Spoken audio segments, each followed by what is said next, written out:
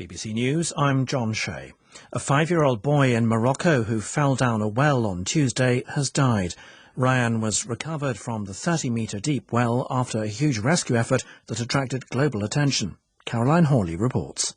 Rescuers had worked day and night to reach Ryan after he fell into a disused well on Tuesday. The opening was too small for an adult to get down, so in a painstaking and dangerous operation, they dug horizontally through a hillside, slowly building a tunnel towards him.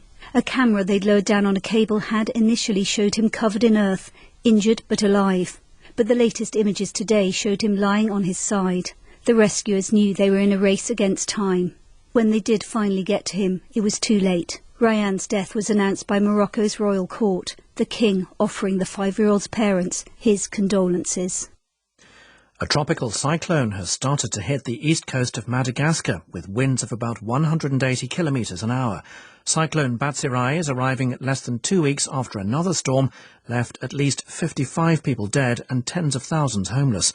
Here's our Africa editor Will Ross. The government and humanitarian agencies have been taking steps to try to keep people safe. Those living in areas at risk of flooding or landslides have been urged to head for buildings that have been converted into temporary shelters. Many families have only just been displaced by Cyclone Anna. Experts say these tropical storms are getting more common and more intense due to climate change. Madagascar has just had an extreme drought, which was also blamed on global warming. The authorities in Peru have authorised the Spanish oil company Repsol to reopen a refinery that closed after a huge spill. Operations at the facility, which provides 40% of Peru's petrol and diesel, will resume for 10 days to try to ease fuel shortages. The refinery shut after more than 10,000 barrels of oil being unloaded from a tanker leaked into the sea. Mexican police have found the bodies of 16 people in 2 locations in the central state of Zacatecas, where a turf war between 2 powerful drug cartels has escalated in recent months. 10 bodies were dumped in the street in a poor area of the city of Fresnillo. 6 others were found hanged in the town of Panfilo Natera. Here's our correspondent Will Grant. As is so often the case in Mexico, exactly who carried out the crimes isn't clear. However, a battle has been raging in the state between the Sinaloa cartel and their rivals, the Jalisco New Generation cartel, with the latter growing increasingly powerful in various parts of the country. The State Attorney General's office is investigating the murders. However, the grim practice of leaving bodies in public places has been used several times in Zacatecas recently. Earlier this year, 10 bodies were found in a vehicle left outside the governor's office in the state capital. World News from the BBC. Hundreds of people in the Brazilian city of Rio de Janeiro have demonstrated next to a seafront kiosk where a Congolese migrant was murdered last month. Moise Kabagambe, who worked at the kiosk, was tied up and beaten to death after he complained about unpaid wages. 3 people have been detained by the police.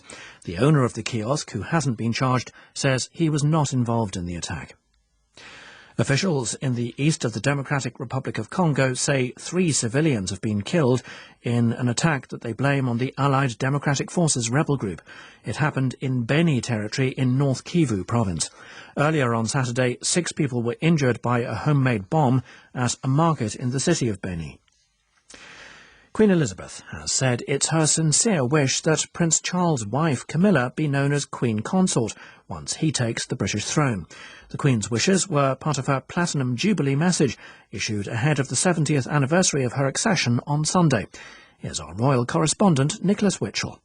It indicates not least that the Queen is now thinking about what happens after the end of her reign, and of course it settles one of the big unresolved issues about Charles's reign. What will Camilla be known as? Now, the Queen is careful in her choice of words. My sincere wish, she says, strictly speaking, it should be for the Prime Minister of the day to advise on something such as this. But who is going to argue now that the Queen has said this? Charles, of course, will be delighted. He has wanted this ever since he and Camilla married. Football and the hosts of the Africa Cup of Nations, Cameroon, have won 3rd place after a dramatic comeback against Burkina Faso. The home side were 3 goals down before equalising and then winning on penalties. Their captain, Vincent Aboubakar, scored twice in the final minutes of the game. Egypt will take on Senegal in the championship final on Sunday. And that's the latest BBC World News.